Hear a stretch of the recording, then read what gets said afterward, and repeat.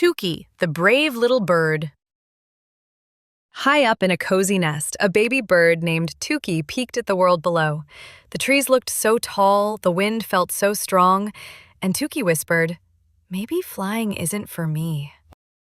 But his friends chirped from the branches, "You can do it, Tuki! We believe in you!" Their voices made his tiny heart flutter with courage. Tuki took a deep breath, spread his little wings, and jumped. The wind whooshed beneath him. He wobbled, flapped, and then, he soared.